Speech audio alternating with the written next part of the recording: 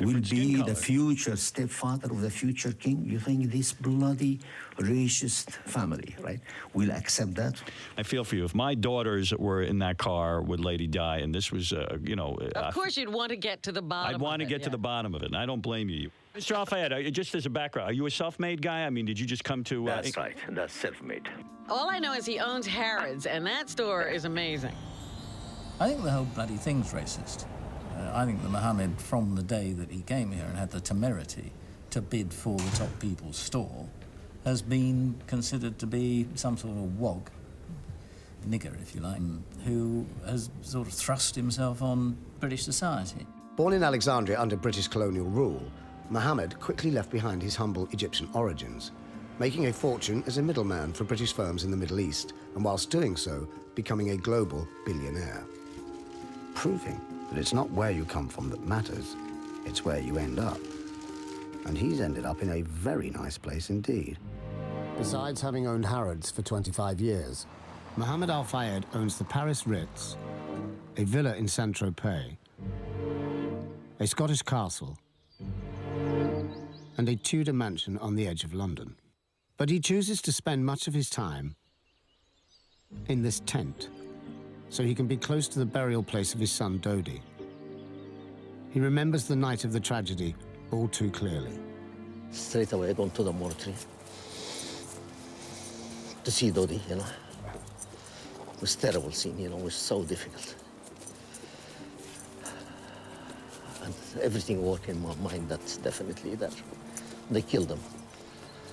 You know, and this is the place which he basically lived most of the time. He liked to play polo.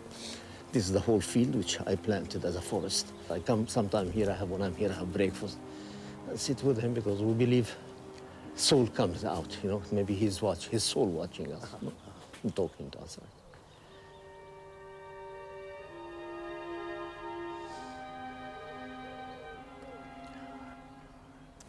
It's difficult.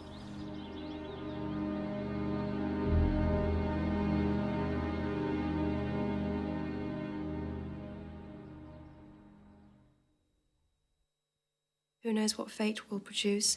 Who knows what circumstances will provoke?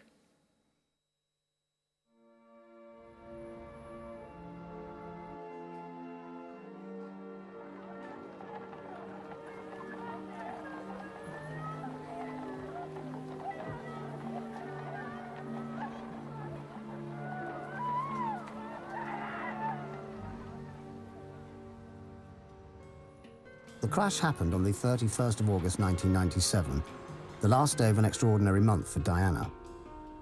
There was the whirlwind romance with Dodi, fevered speculation in the press that she was about to get married, even that she might be pregnant. Where would it all end? Would the mother of the future King of England get hitched to a Muslim and have children by him too and set up a rival court in the USA? The princess of the world at that time. The girl everybody wanted. I saw him with her. I saw the house in Malibu that Dodi was going to buy for them. Who knows what might have happened if she'd lived? So whether you think it was an accident or murder, one fact is incontrovertibly true. It was chillingly convenient for the Windsors that Diana died when she did. The last holiday she spent with her boys with me for nearly 2 weeks. She was worried and she told me exactly what's going to happen to her. So she definitely rocked the boat in an extraordinary fashion, and she's still rocking it. She won't go quietly, that's the problem. I'll fight till the end.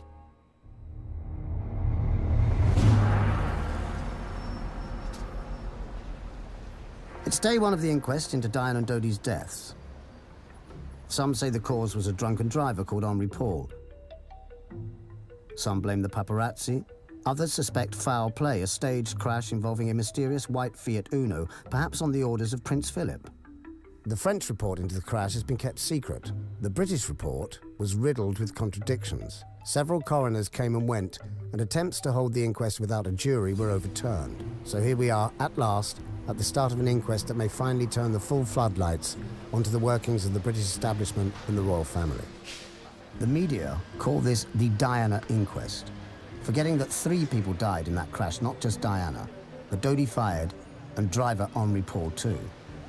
Apparently there is a meritocracy even in death, and some demises are considered more important than others. That's me, Keith Allen, outside the Royal Courts of Justice. Note that name, Royal Courts of Justice. A sure sign of impartiality in a case where the credibility of the royal family is on trial. In the Royal Courts of Justice with a judge, or coroner as he's called here, who has sworn an oath of allegiance to the Queen and as Queen's counsellors on every side, and has already said that he is minded not to call senior royals as witnesses. Historically, the relationship between the royal family and the courts has been difficult, mainly because every judge has taken an oath of allegiance to the Queen.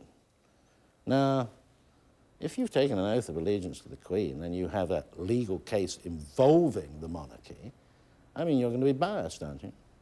Curiously, the media have decided the outcome of the inquest before it has even begun, and have already declared it a waste of time and money.